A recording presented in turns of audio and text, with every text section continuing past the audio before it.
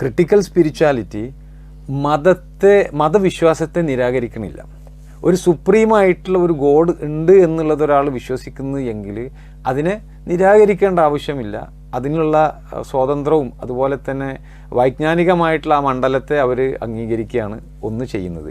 കാരണം ഒരു അമൂർത്തമായ ഒരു ദൈവിക സങ്കല്പം അത് ഉണ്ട് എന്നുള്ളത് വകവെച്ച് കൊടുക്കുന്നതിൽ ഒരു പ്രയാസമില്ല എന്നുള്ളതാണ്.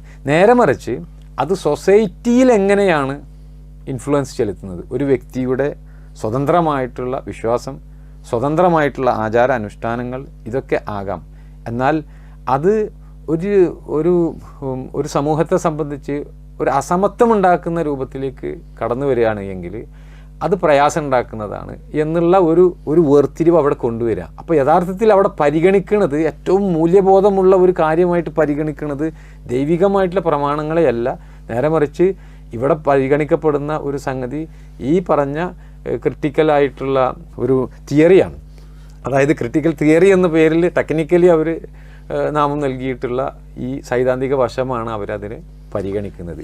ഇതിലെ ഒരു പ്രധാനപ്പെട്ട വിഷയം, അതായത് ഒരാളുടെ മതവിശ്വാസം എന്ന് പറയുന്നത് ഒരു സ്ത്രീയെ സംബന്ധിച്ചിടത്തോളം അവർക്ക് ഒരു മെൻസസ് പീരീഡൊക്കെ ഉണ്ടായിക്കഴിഞ്ഞാൽ അത് ഒന്ന് ഒതുക്കി വെക്കുമല്ലോ രഹസ്യമാക്കിയിട്ട്, അതുപോലെ ഒരു രഹസ്യമാക്കി നമ്മൾ വെക്കേണ്ട ഒന്നാണ് ഒരാളുടെ മതവിശ്വാസം.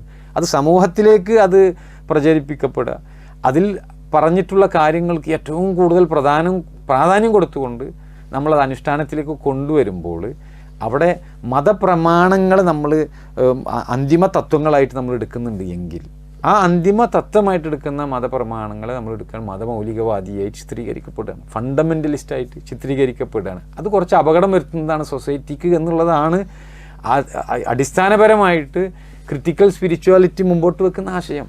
പക്ഷേ ഇതിലാണ് മുസ്ലിം സമൂഹത്തിൽപ്പെട്ട ഒരുപാട് ആളുകൾ ഇതിന്മ പോയിട്ട് വീഴുന്നുണ്ട് യഥാർത്ഥത്തിൽ. അതാണ് കമ്മ്യൂണിസ്റ്റുകാരായ ഒരുപാട് മുസ്ലിങ്ങൾ ഇന്ന് അവരുടെ പൊതുമണ്ഡലങ്ങളിൽ കാണുന്നത്.